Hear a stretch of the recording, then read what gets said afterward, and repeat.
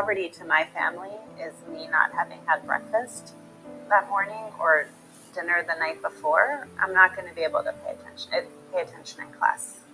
It's very basic, and I think often we try to get very intellectual about it, but it's just that. I can't pay attention if my other needs aren't being met. I want to learn, and until my basic needs are met, I'm not going to be prepared to learn.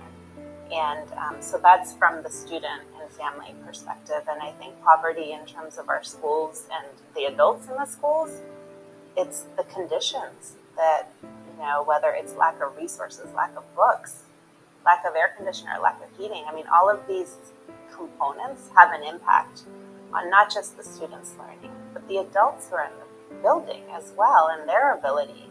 I mean, you sometimes see, we talk about chronic absenteeism, but there's adult absenteeism too.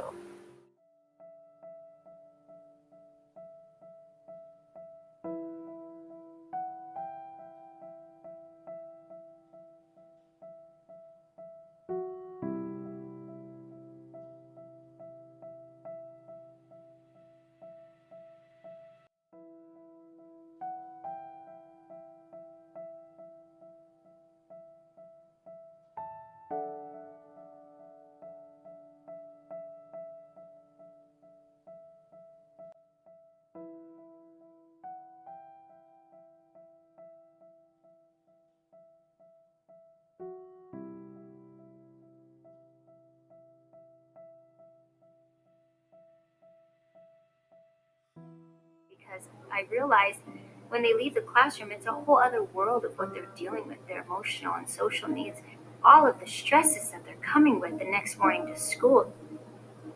With 50% of the students in the US now living at the poverty level, teachers are noticing that the students are not coming to school fully ready to learn.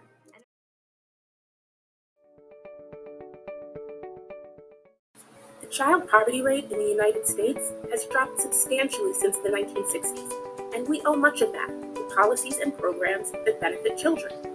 These are things like refundable tax credits, nutrition assistance programs, and other supports that keep kids out of poverty, provide them with enough to eat, and give them better environments to grow up in. These efforts we've made as a country have improved child health at birth, made a difference in those critical early years of development, increased math and reading scores in middle school, and improved high school completion. They're even connected to better long-term earnings in adulthood.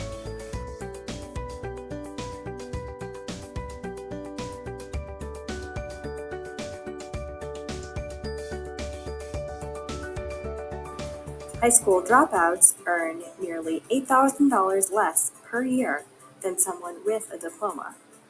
What do these facts tell us?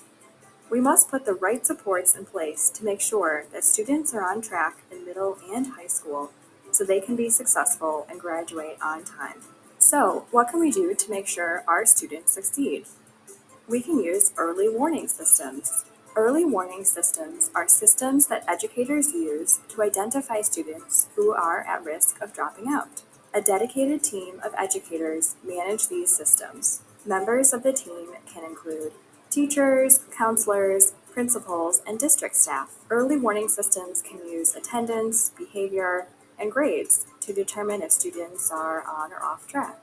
Data used in these systems are kept in a secure location that only appropriate people, such as teachers and principals, have access to. The data can be shared with you to let you know whether your student is on track for graduation.